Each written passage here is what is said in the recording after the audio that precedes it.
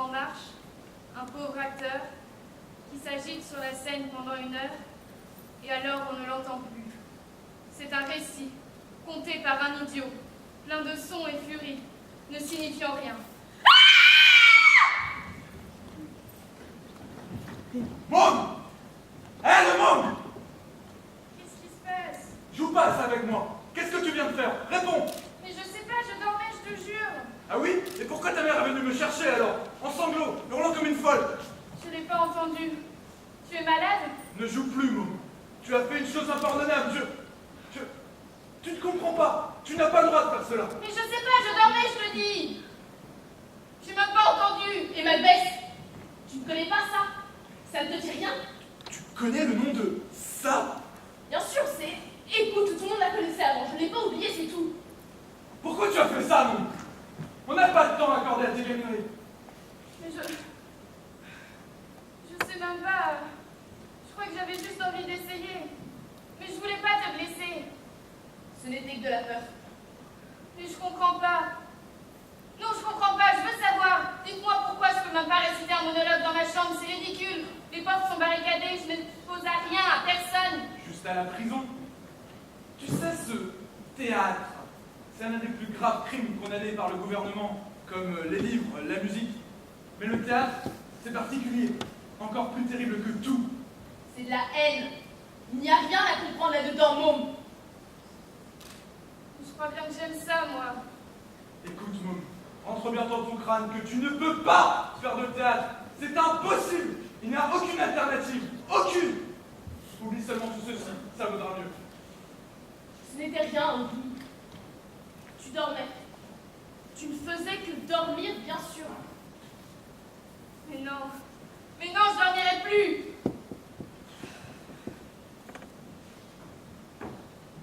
Écoute, môme, tu sais qu'on veut te protéger, qu'il ne t'arrive rien. Alors fais-nous confiance. Tu peux avoir confiance en tes parents, non? Tu as peur? Écoute, ne te range pas les sons, veux-tu? Demain est un autre jour, et donc je veux que tu dormes maintenant. N'y pense plus, môme. Dors. Écoute, môme. Promets juste que tu ne recommenceras plus, et après il n'y aura plus de problème, ne t'inquiète pas. Je promets si vous voulez, mais c'est... Écoute, regarde ton père dans les yeux, et dis-lui clairement que tu promets, et c'est fini. Je promets. Bien, allez, dors. On oublie. Bonne nuit, môme. Bonne nuit, père. Bonne nuit, mère.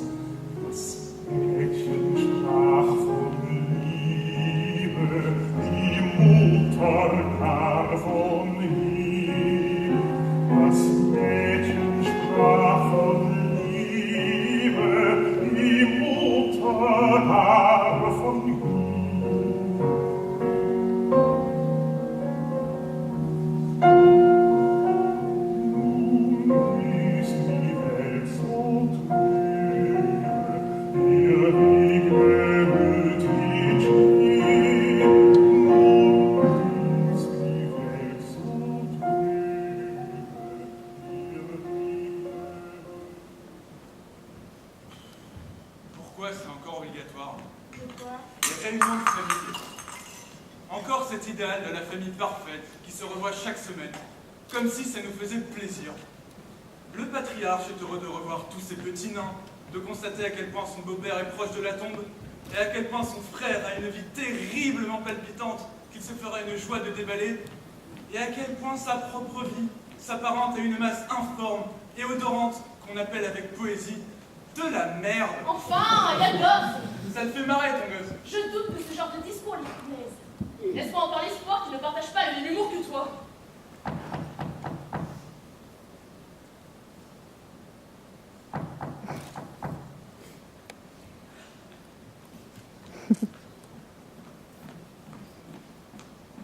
Ma fille, ça fait longtemps déjà que je ne t'avais pas vu.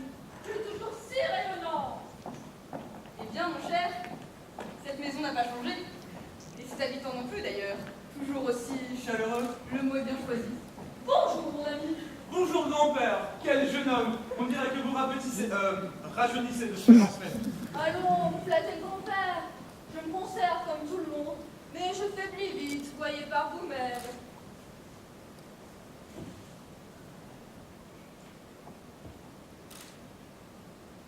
Vous êtes au courant? Il paraît qu'il y a un nouveau gars dans la milice. C'est quelqu'un du quartier. Ah oui, j'ai entendu, c'est honteux. C'est dégueulasse, oui. Si je tenais ce salaud, je... Quand je pense que c'est quelqu'un d'ici, on le connaît si ça se trouve. C'est peut-être l'un d'entre nous.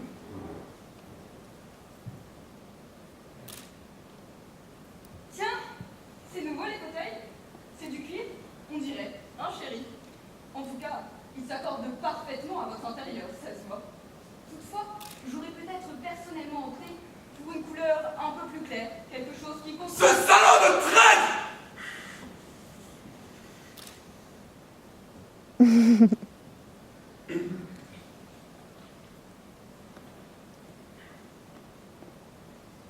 Nous sommes partis en week-end il y a quelques jours. Ah oui, oui, c'était merveilleux. Oui, oui. L'hôtel était parfait. Le service irréprochable, je vous assure. S'il y avait quelque chose à redire, ce serait peut-être à propos de l'agence de location de voitures. Figurez-vous que le Vous plan avez d'habit... trouvé votre chien? Il paraît que le gouvernement les capture et les flingue quand ils restent sans propriétaire pendant 11 ans. Oui, enfin, c'était juste pour quelques jours. Ça ne fait rien, c'est des problèmes de nuisance quand ils s'aboient, tout ça. Cette menace ne nous concerne pas. Notre chien était gardé par une très bonne amie de ma femme. Et c'est la même chose pour les prochaines vacances d'ailleurs. On a beau dire, les amis, on peut toujours compter sur eux. Enfin, jusqu'à ce qu'il s'engage dans le parti. Et alors il a fait quoi? Il a bouffé sa tapisserie? Il a mordu ses enfants? Il a pissé dans leur lit? Il paraît qu'il est une nature joueuse. Non, il n'en est rien. Finalement, le chien aura été bien plus sage qu'on l'imaginait. L'éducation est essentielle à toute chose, comme on dit. Surtout à un enfant. Particulièrement quand il s'agit d'un chien. Mon ami, ne vous moquez pas de votre frère. Edgar, c'est pour lui l'enfant qu'il n'a jamais eu.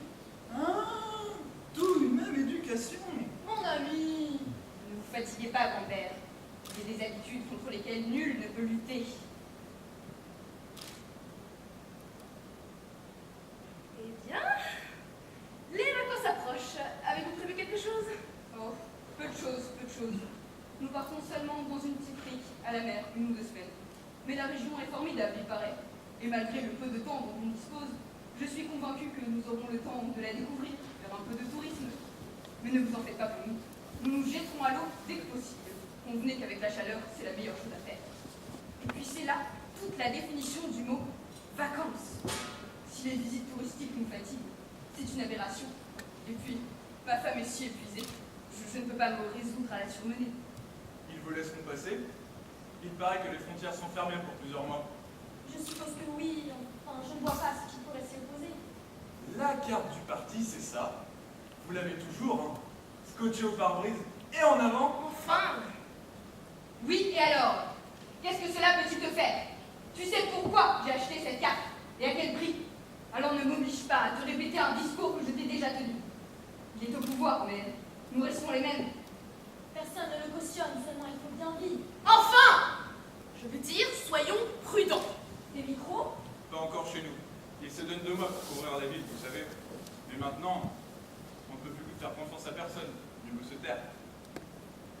Mais la vie ne s'arrête pas à cela, voyons. Les choses ont changé si on y réfléchit bien. Donc on n'y réfléchit plus, plutôt. Qui a déjà lu Macbeth? Oui, Macbeth de Shakespeare. C'est pour ma part la plus belle pièce que j'ai jamais lue.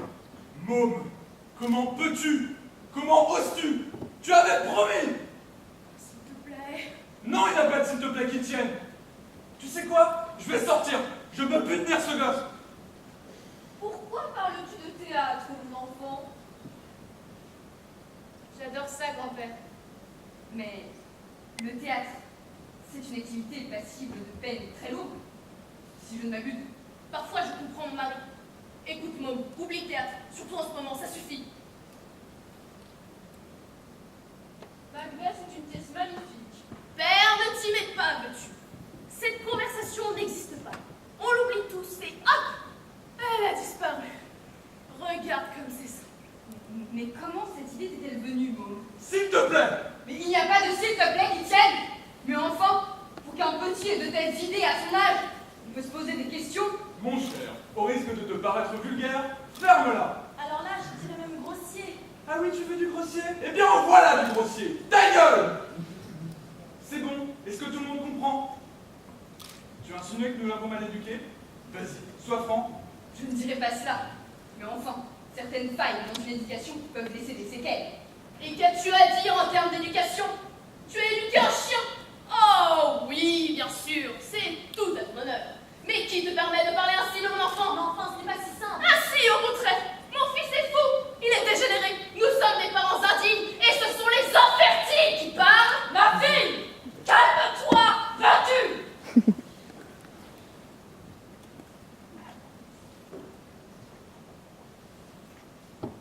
En plus, je n'y suis pour rien. Ça veut dire quoi, ça? Ben que c'est toi qui es infertile.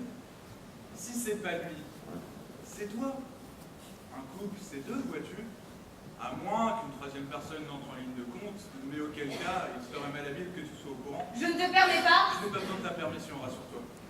Ce serait possible? Mais non, mon amour, mais enfin, c'est ridicule. Cet homme est jaloux et méprisant. Ne te fatigue pas. J'ai toujours su que j'étais coupable de quelque chose. Mais non, enfin, je ne voulais pas te blesser, voyons. Ça ne fait rien. Tu ne veux que peu de choses, de toute façon. Moi aussi, j'adore le théâtre. C'est honteux. Parfois, je sens que nous sommes déjà morts. On avait dit que le débat était clos. Et pourquoi? Il n'y a pas de micro, n'est-ce pas? Tu le sais, toi. Quelle honte est celle de cet état. Tu y as goûté, Chérie, ne parle pas de ça. Non mais d'accord, d'accord. Je croyais qu'il fallait se taire, que le traître était peut-être à la fenêtre, ou ici. Mais de quoi elle parle, Père? Mais dis-moi, je le répéterai à personne.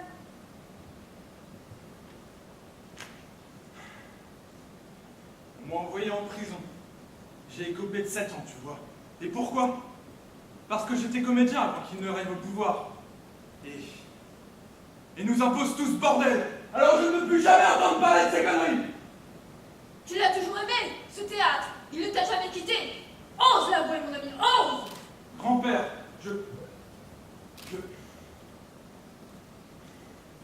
Oui, j'aime toujours ça. Mais je m'en fous. J'oublie. Et je fais tout pour que l'enfant, pour que le gosse ne fasse pas les mêmes erreurs que moi. Je l'aime beaucoup, Macbeth. Lady Macbeth, surtout. C'est une femme terrible, mais vraie. Et tu connais même les personnages. Mais vous êtes complètement fous. Tu crois me connaître, mais on est des étrangers. Toutes les femmes aiment le théâtre, au fond. Peut-être il n'y a que là qu'elles ont le droit d'être terribles comme un homme.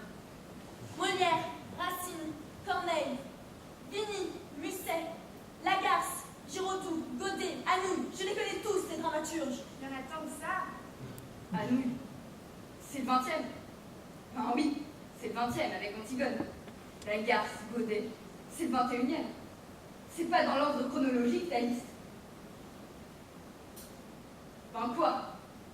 J'ai appris ça à l'école, comme tout le monde. Ça reste gravé, même si on n'en veut pas. C'est pas de la littérature, c'est de l'histoire. Non, non, ne pensez pas que je m'intéresse au théâtre. C'est contre le gouvernement. Je ne m'abaisserai pas à cela. On s'abaisse au théâtre? Je m'abaisse? Mais c'est toi, mon pauvre petit mari, qui t'abaisse à plier tes genoux. Sous tes airs de virilité séduisants, tu t'es amène à tout parce que tu crains pour ton petit fric et ta petite maison. Mais c'est toi la bassesse. Tu incarnes la bassesse. Et pourtant tu sais tout, hein. Tu sais comment sont les choses, les gens, savoir le bien, le mal, ce qu'il faut faire quand il le faut. Savoir faire rire,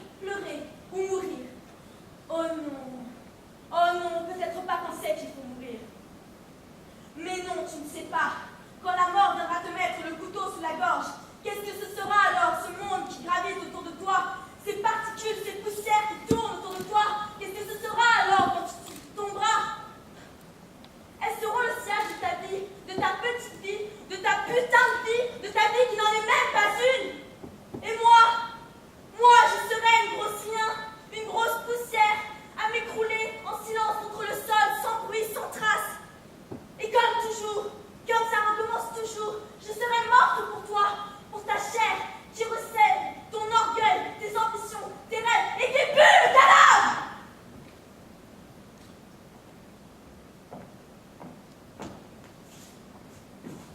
Ah, quand même. Et je voulais pas. C'est idiot de vous disputer comme ça. Je voulais juste savoir si d'autres aimaient ça aussi. Et puis après, ne plus le partager du tout.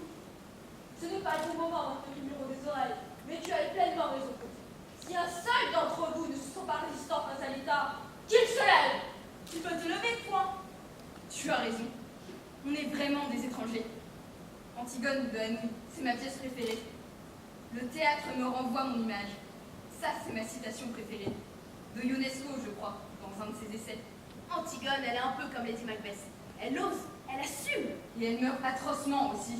Et alors, vous ne retenez que cela du théâtre, la mort finale des personnages. Vous voyez comme on est réunis, vous voyez comme on partage, comme on peut le faire encore, malgré ce qui nous attend dehors. Ce n'est pas la fin, c'est le début de tout. Mais tu comprends pas, grand-père. C'est trop tard, je sais. C'est fini. C'est pas que la prison, c'est aussi des exécutions, dehors, sur la place publique. Tu es sage, grand-père, mais tu connais pas la peur. J'ai osé risquer quelques heures à cette conversation parce que je voulais savoir, mais je suis pas capable de risquer quelques vies. Alors j'ai compris, on oublie tout le monde rentre chez lui, mais juste avant, je voulais vous dire tout ce que j'ai lu en pièce de théâtre.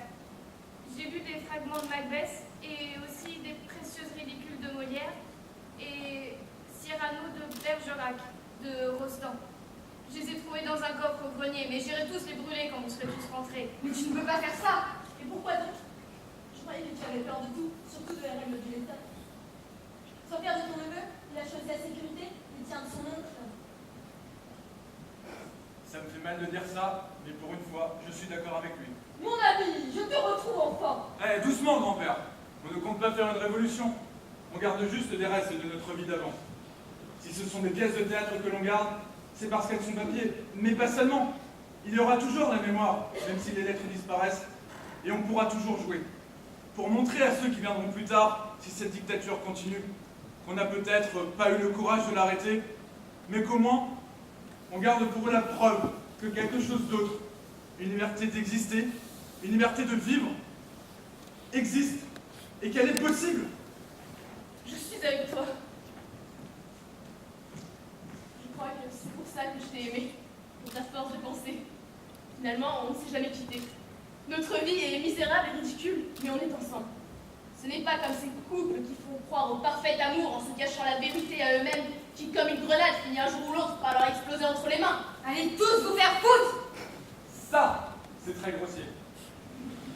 Donc, alors je continue. Tant que tu vivras, petit. Doucement, père. Il doit être prudent. C'est terriblement réprimé.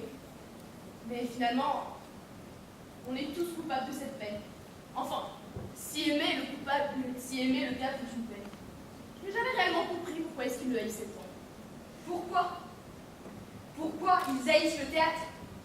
Mais enfin, vous êtes aveugles. Il n'y a rien de plus dangereux que le théâtre. Dangereux pour eux. Ils ont peur des livres, des voix des chanteurs, des images des films, mais ils ont peur de l'art vivant comme de rien d'autre. Vous pouvez lire des lettres, être touché, poignardé par des mots. Mais quand c'est un homme face à vous, c'est un peu vous-même. Le miroir de Ionesco, c'est peut-être cela. Il est là, cet être de chair, et il va vous balancer tout ce qu'il a à vous dire. Vous tout seul, toi et personne d'autre. Avec sa sensibilité d'homme. Même si c'est un personnage, peu importe, il est homme, et il vous parle. Sans le vouloir, vous l'écoutez. Au fond, c'est peut-être une forme de dictature, le théâtre. Vous n'avez rien à dire, mais pourtant, vous avez à penser. Quand c'est fini, Quand votre alter ego a disparu, vous pensez, vous réfléchissez. Vous réfléchissez à ce qu'il a dit. Et vous prenez conscience de la cage, le joug des ordres, les règles, la censure, l'animal qu'on a voulu faire de vous, et l'homme que vous êtes. Voilà leur épouvante. Vous êtes homme. Et tant que l'art existe, tant que le théâtre, surtout, existe, ils ne peuvent rien face à votre humanité. Bien. Aujourd'hui, j'ai appris que je suis un homme, un résistant, et que ma femme me hait. Merci pour cette réunion, mais je crois qu'il est l'heure pour moi de disposer. Vous partez déjà? Oui, grand-père. Je vais noyer tout ce que je viens d'entendre et de dire dans une bouteille. Au revoir. Puis seulement Dieu avoir entendu tout ce qui s'est dit ici. De quel Dieu parlez-vous? Je ne sais pas, grand-père. Du mien, du vôtre. C'est le même, non? Mon Dieu, c'est lui. Et il a tout entendu. Mais qu'est-ce que c'est? Un enregistreur, en marche bien évidemment. Arrête de me prendre pour un con. Faites voir. Reculez. Bougez plus. Mon Dieu, ce fera un plaisir d'écouter toute cette putain de conjuration de résistants insoupçonnés. Alors c'est vous, les résistants, les héros de demain. Vous êtes si naïfs, vous êtes si faibles. Mais père, tu ne veux pas, tu ne peux pas. Mais il faut le tuer! J'en ai bien peur, c'est dommage. Tu seras épargné si tu fais ça. Tu es sage, môme. Mais connais-tu la peur? Je la connais. Et je sais qu'elle seule te tient en ce moment. Ils t'ont menacé? Môme, tais-toi! Tu sais s'ils ne le feront pas? Ils veulent le faire après? Ils veulent le faire plus tard? Ils le feront de toute façon. Tais-toi! Tu leur es redevable de quelque chose. Pour la dernière fois, môme, écoute ta mère et ferme-la! Alors d'accord. Si on arrête tout, il faut que je vous dise jusqu'au bout tout ce que j'ai lu. J'ai trouvé aussi dans ce coffre un livret rouge, et avec une ficelle, une simple ficelle beige. C'était une pièce complète, et je l'ai lu en entier. Et ce n'est qu'en lisant la dernière ligne, c'est une mort sans retour, que j'ai vu ton nom en bas de la page. C'est à cause de ça, hein. Bon! On va s'arrêter là. C'est bon pour ce soir? On joue pas la fin? Non, pas le temps. Mais vous maîtrisez, ça ira. Remballez! Quelque chose ne va pas? Et s'il y a personne qui vient nous voir demain? Pourquoi veux-tu qu'il y ait personne? Est-ce que les gens continueront de prendre la peine de venir au théâtre tant qu'on y a encore droit? Bientôt ce sera fini. Et vous pensez qu'il n'y aura personne? Faut pas vous faire du mal comme ça. Faut pas douter de son travail. Mais c'est pas notre métier, c'est l'art, le théâtre en général. Si on continue comme ça, c'est le mur. Vous êtes bizarres tous. Vous êtes sûrs que vous tient pas la pièce? Ce qui compte, c'est pas les gens, c'est toi, c'est vous, c'est la scène. Ce soir, la salle est vide, on répète. Mais il pourrait très bien y avoir 200 personnes, c'est pareil. Tout ce qui importe, c'est vous, le plaisir et les émotions que vous vivez. Tout le reste disparaît. Il n'y a plus que les personnages qui existent. Tu sais bien que le théâtre, c'est pas que ça. On a des choses à dire. Il nous faut des hommes pour les entendre. Il y aura du monde demain soir, ne vous inquiétez pas. Remballez les décors. Attendez! Laissez-moi canapé.